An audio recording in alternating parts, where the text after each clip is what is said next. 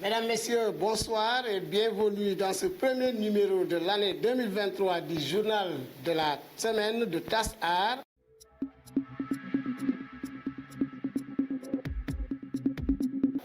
Nous démarrons cette édition par la commune de Kolda où le conseil municipal a procédé au vote de son budget.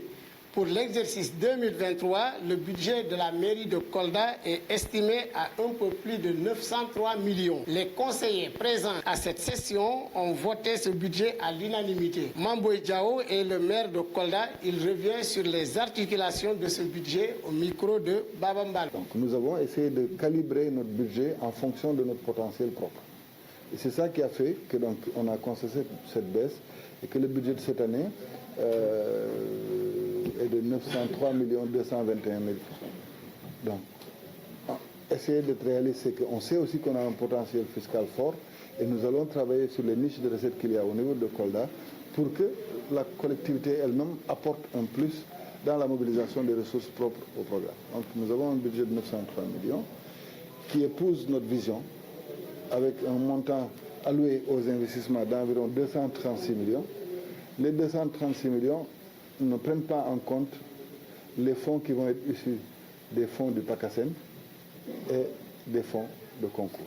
Donc c'est vous dire qu'on va vers certainement, parce qu'avec le PACASEN on escompte cette année au moins 600 millions d'investissements, puisque nous avons été performants. D'ici le 20 janvier, les rapports vont être déposés et nous pensons que nous pouvons escompter au minimum 600 millions avec le PACASEN. Ça n'a pas pris en compte les fonds qui peuvent être issus du PNDL, qui aussi est un instrument partenaire qui nous permet d'investir. De la même manière que ça n'a pas pris en compte les fonds de concours. C'est vous dire que sur la base de nos propres projections, nous sommes à 223 millions, mais sur la base de ce que nous pouvons escompter du PNDL, du PACASEN et des fonds de concours, nous pouvons avoir 1 milliard supplémentaire ou en tout cas une fourchette minimale de 800 millions qui vont être alloués aux investissements. Ça nous permet de continuer d'abord ce que nous avons commencé.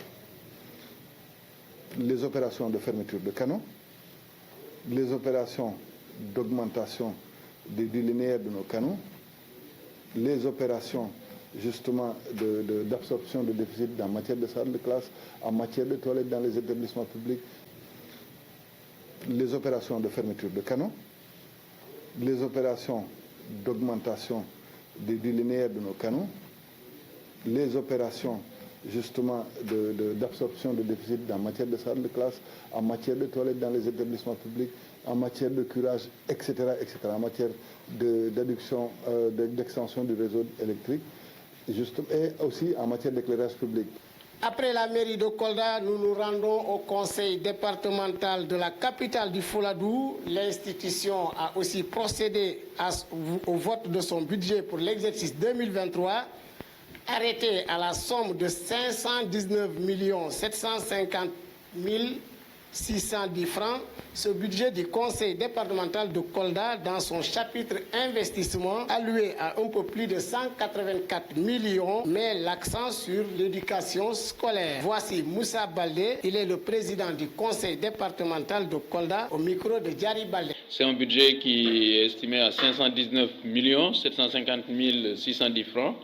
Et il est réparti comme suit. En ce qui concerne le fonctionnement, c'est 335 millions, soit 65% du budget. Et pour ce qui concerne les investissements, c'est 184 456 000 francs, soit 35% du budget. Nous restons dans la même lancée que lors de notre premier mandat, à savoir accompagner l'éducation de nos adolescents, en particulier dans les collèges et lycées du département de Kolda, et nos étudiants aussi. Donc, comme toujours, vous savez que pour le fonctionnement, presque 80% de notre budget, c'est pour le paiement des salaires de nos agents. Ensuite, pour ce qui est des fonds de concours, c'est-à-dire les fonds d'investissement, nous mettons la priorité sur la résorption des abris provisoires, l'équipement de nos lycées, parce que nous pensons que Ce qui a fait que nous avons été réélus, c'est l'impact que nous avons eu au niveau de l'éducation des enfants coldois. Agriculture, dans ce journal, cette page économie nous plonge dans la production du coton, une filière qui traverse des difficultés dans son expansion à cause des attaques par des insectes nuisibles à ces variétés agricoles. Moussa Sabali, président de la Fédération des cotonculteurs, nous livre les détails. Il est interrogé par Amadou Diaw. 50% de rendement qu'on attendait. Donc ça a causé beaucoup de difficultés aux cotonculteurs africains, en général et particulièrement ceux du Sénégal. Mais Dieu merci, au Sénégal, quand il y a eu remaniement ministériel, le ministre Aly Ngouille Ndiaye a visité les champs des producteurs de coton. Restons dans ce chapitre pour suivre Moussa Sabali. Le président des cotonculteurs appelle l'État du Sénégal à soutenir ses producteurs pour éponger les dettes contractées auprès des différentes institutions financières. Et la doléance des producteurs était de voir comment faire de sorte que leurs dettes soient prises en charge. Et je pense qu'à cette question-là, le ministre nous a répondu favorablement. Donc c'est pour moi une occasion de remercier le gouvernement du Sénégal, remercier le président Macky Sall et remercier le ministre Aly Ngouille Ndiaye. Remercier la Sodefitex qui a voulu nous accompagner dans cette plaidoyer-là jusqu'à ce que l'État a accepté d'éponger la dette des producteurs de coton du Sénégal. Nous avons tenu des réunions cette semaine-là à Tamba, du 19 au 21, qui a regroupé 8 pays de l'Afrique de l'Ouest et du Centre. Et ces pays-là ont remercié, au nom de la Fédération nationale des producteurs de coton, ont remercié le gouvernement du Sénégal. Et je pense qu'ici en Afrique, il n'y a que deux pays qui ont accepté d'éponger la dette des paysans pour le moment. Mais nous sommes en train de nous battre pour que les autres pays aussi fassent la même chose. C'est-à-dire le Sénégal et la Côte d'Ivoire ont accepté de payer le crédit des cotonculteurs. Nous sommes en train de voir pour que le Cameroun fasse la même chose, le Bénin fasse la même chose, le Mali, le Burkina, le Togo. Donc je pense que ça est en bonne voie, puisque quand le ministre Aly Ngouille Ndiaye venait au Sénégal, tournait dans les zones cotonnières au Sénégal, c'est comme si tous ces pays-là le suivaient. Donc c'est ça la situation cotonnière au Sénégal. Au Sénégal, on attendait cette année pouvoir produire au moins 35 000 tonnes. Mais avec ces acides-là, nous allons tourner autour de 16 000 tonnes, 16 500 tonnes.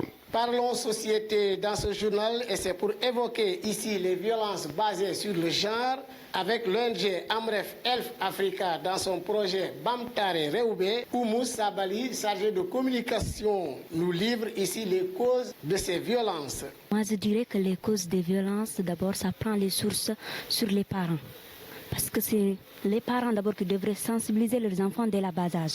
Donc si tu donnes à ton enfant une mauvaise éducation, celui-ci, en grandissant, il va prendre acte de ce que tu fais. C'est-à-dire que les enfants, dans leur esprit, c'est comme une éponge qu'on peut plonger dans l'eau. Et il ne va faire qu'absorber la quantité d'eau qui est là-bas jusqu'à qu'il s'épuise. Donc, en matière quand on va parler des violences, leur source, je dirais que c'est les parents, parce que c'est les parents qui montrent. L'enfant ne fait que ce qu'on le montre. Il va grandir et qu'il n'a pas l'humour, et qu'il n'a pas une bonne éducation. Il va le faire.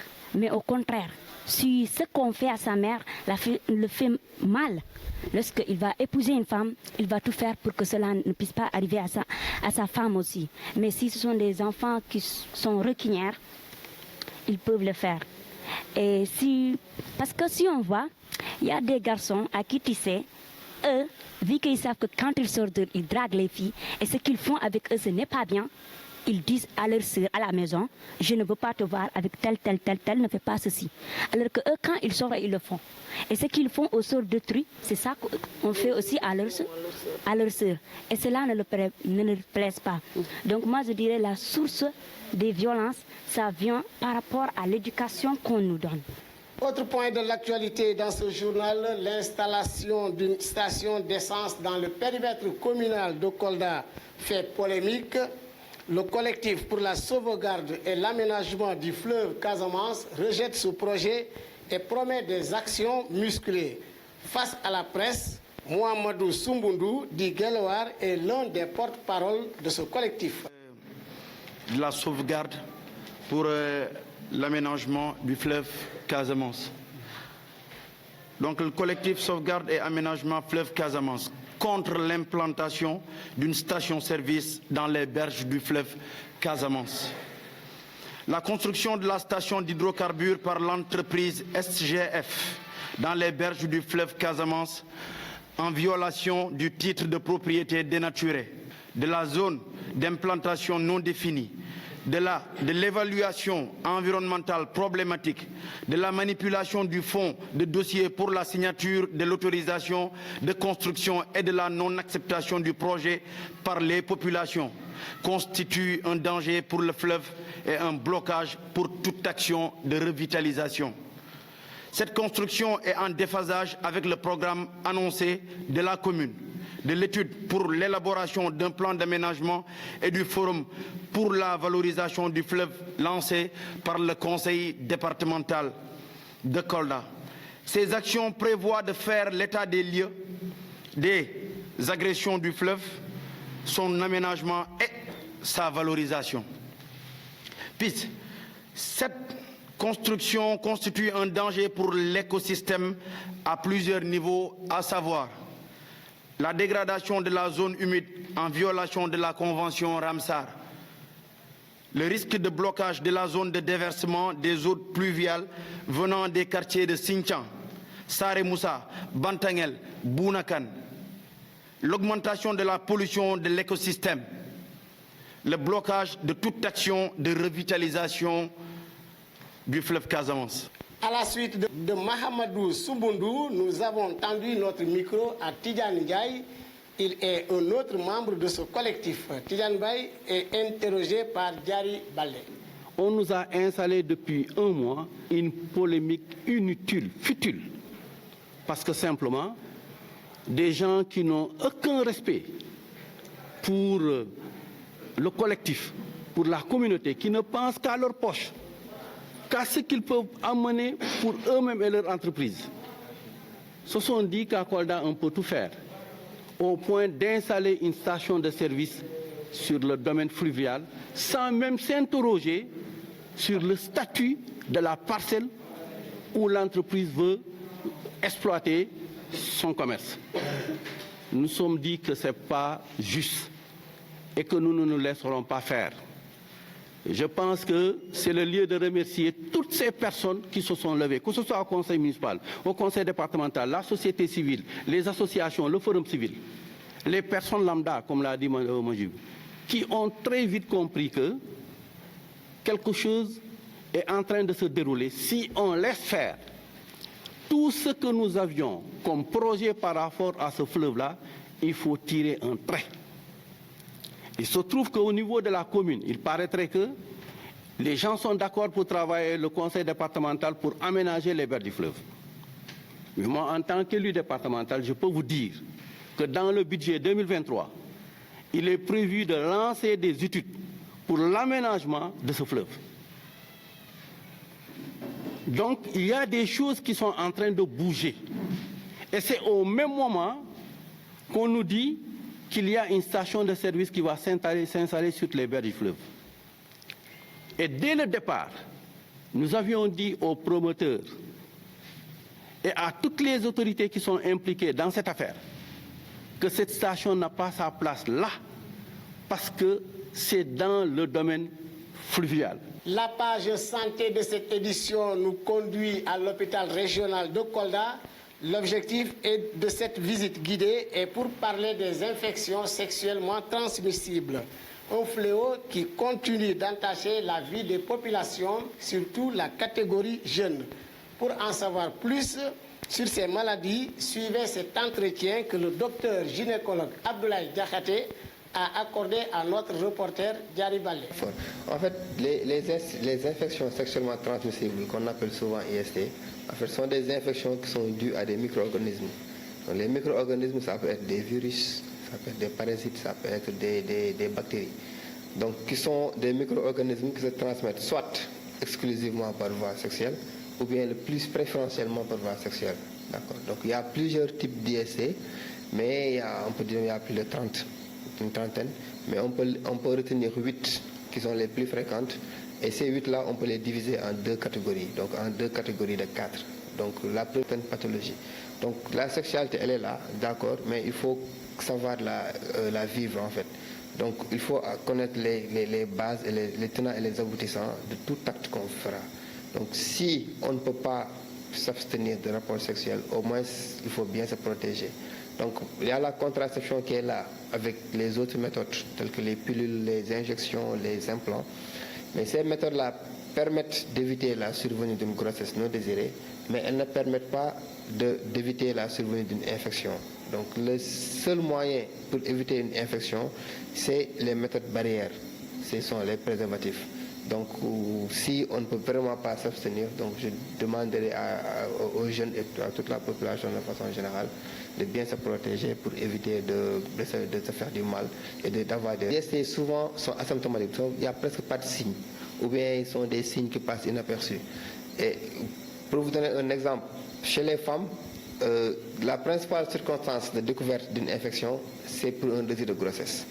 Souvent, ce sont des femmes qui vont venir te dire que docteur, ouais, ça fait 5 ans que je suis mariée, je n'ai pas d'enfant. Donc tu fais un petit bilan, tu te rends compte que leurs trompes sont bouchées, et qu'est-ce qui a bouché les trompes? Ce sont les infections.